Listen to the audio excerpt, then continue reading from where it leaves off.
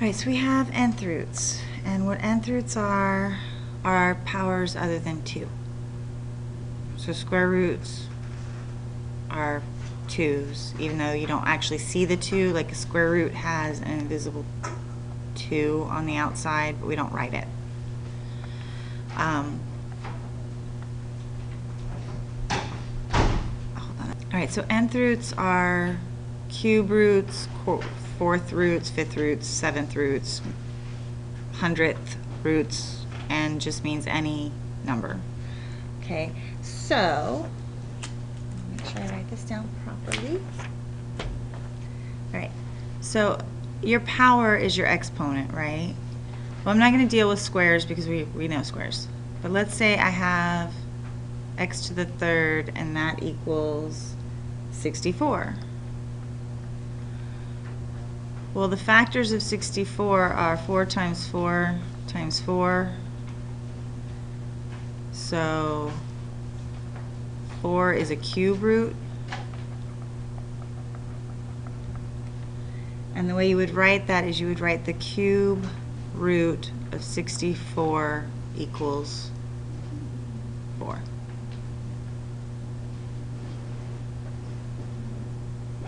So you have to have 3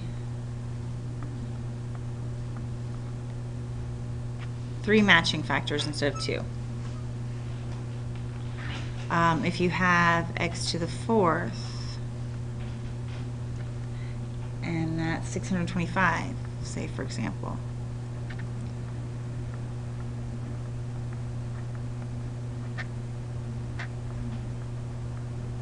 Well, 5 times 5 times 5 times 5 equals 625.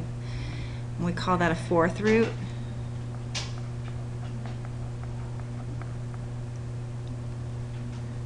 And you would write it, the fourth root of 625 is 5.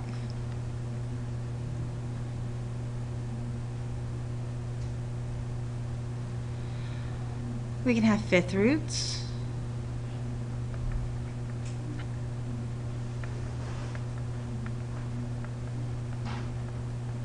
Five 2's equals 32. So this is a fifth root.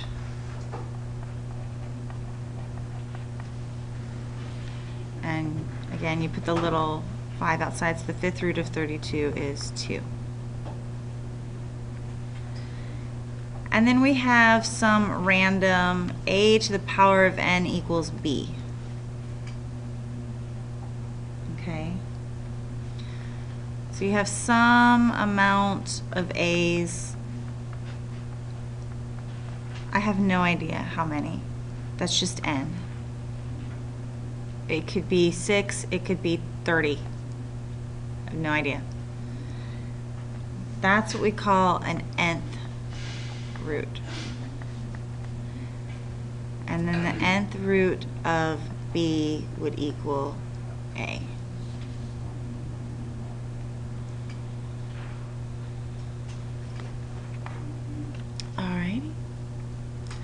Alright, so for any real numbers a and b and any positive integer n, if a to the n equals b, then a is an nth root of b.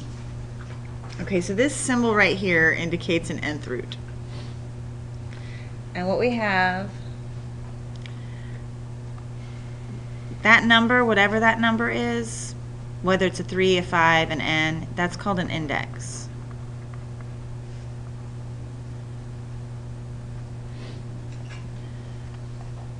This is a radical, not in the 1980s way.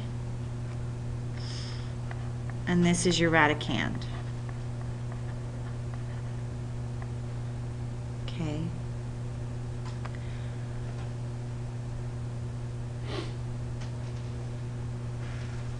We have something called a principal root. And when we were graphing the square root functions in the last section, we were graphing principal roots. Okay? And that's the non-negative root if n is even. And so just as an example, if I do the square root of 4, technically that's plus or minus 2, right? Because 2 squared is 4, or negative 2 squared is 4. But the principal root is the positive when n is even. Because if n is odd, we end up with negative roots as principal roots. Because if you have, like, say, the cube root of negative 8, that's negative 2 times negative 2 times negative 2. There is no positive possibility there. So the principal root is the positive root. Okay, so if we have real nth roots, okay, so real, and a is greater than 0, okay,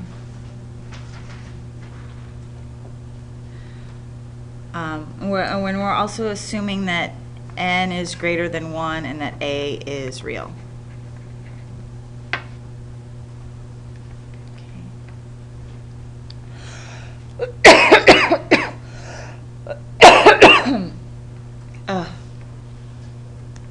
Okay, and n is even.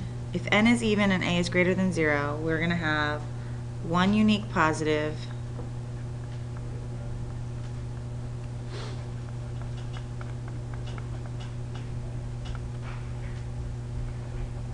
and one unique negative.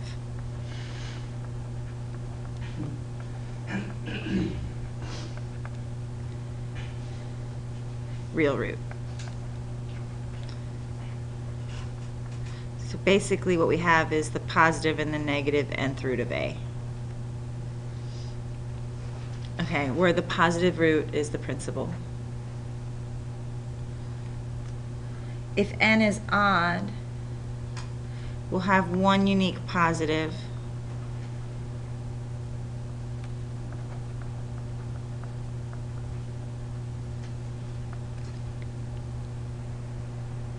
root, real root.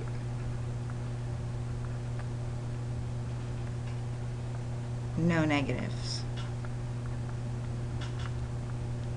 Okay.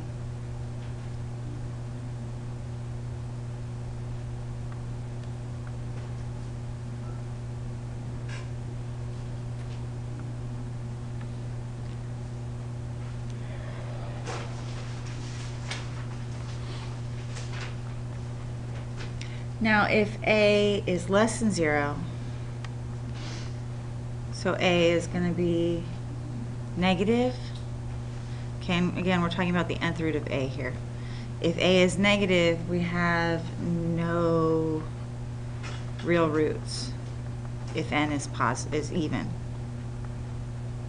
Okay, we only have imaginary ones at that point.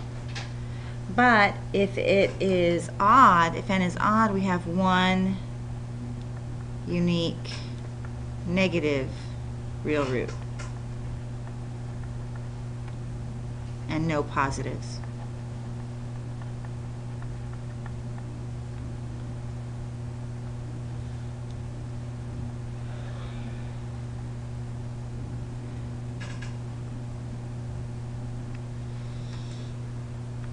And lastly, if a is 0,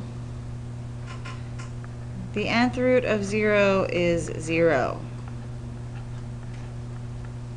Doesn't matter if n is positive or even or odd, you get one real root. And that root is 0. All right, so let's look at, I'll do a square root just to be easy for even. The square root of 4 is plus or minus 2. Actually, let's do that in a different color. Okay, so square root of 4 plus or minus 2. So I have two roots, positive 2 and negative 2. If I have a cube root of 8, that's just 2, because 2 times 2 times 2 is 8. So I get that one positive root.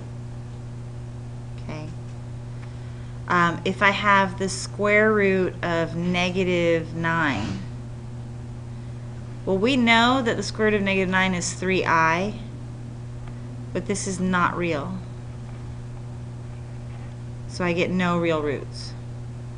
Okay, if I have the cube root of negative 27. Negative 27 is negative 3 times negative 3 times negative 3. So this is negative 3. So I get that one unique negative root. No positives. And then, of course, like the fourth root of 0 is 0. The ninth root of 0 is 0. Okay. Well, this is a square root. Square roots are fairly simplistic. We know that 16 is 4 times 4, right? So the square root of 16 is 4. And then what we do to find out what our exponent is whatever your exponent is, you divide by your root. So in this case, our root is a square. So we're going to get a 2. So we get plus or minus 4y squared.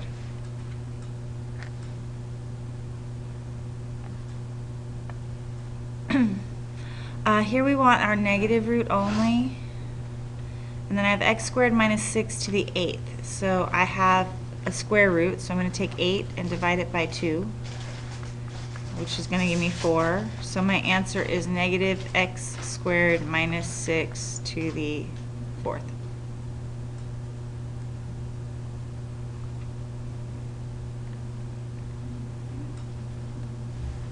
Okay, here we have the 5th root of 243. Now I personally do not have this memorized.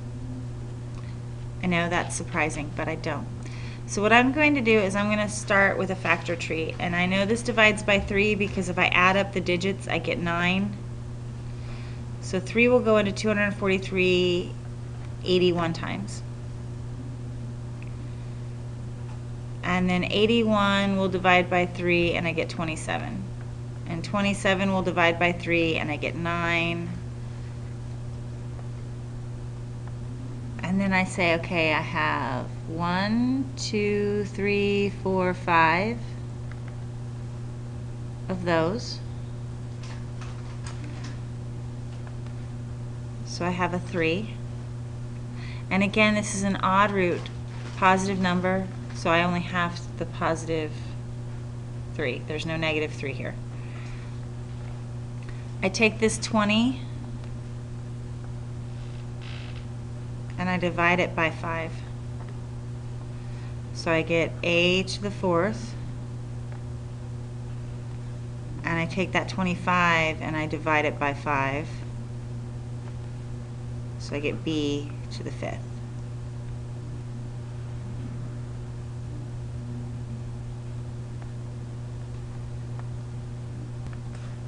Square, negative. No real roots, right? So if you're asked to only give real root answers, I can take out, so if I do the reals, I can take out my x and y, but I can't take out this negative 16. So I would have x squared y to the 4th times the square root of negative 16. This is not technically real because I still have the square root of a negative in there.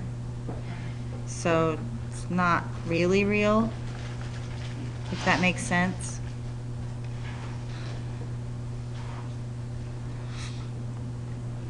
Or I have my imaginary, in which case I have 4i, because that's the square root of negative 16, x squared y to the 4th, and it's going to be plus or minus 4i.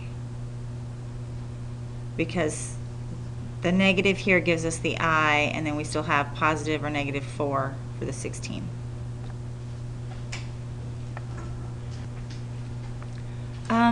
Sometimes they want you to simplify using absolute value, in which case we don't know if y is positive or negative at all, right?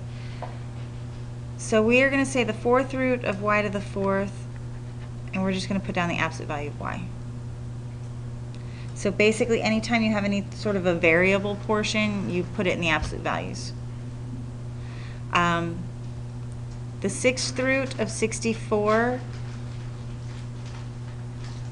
well, 64 is 2 times 32, and 32 is 2 times 16, which is 2 times 8, which is 2 times 4, which is 2 times 2, and I have 6 2's, so that's a 2. And then this will be our variable portion. So I put that in absolute value.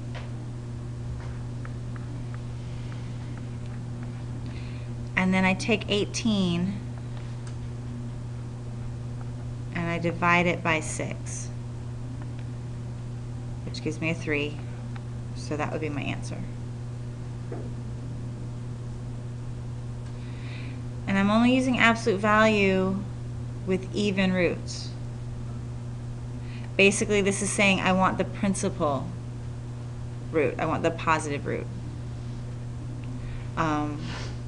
If it's an odd root, it doesn't matter, because odd roots can be negative. Fourth root of 16, that's 2.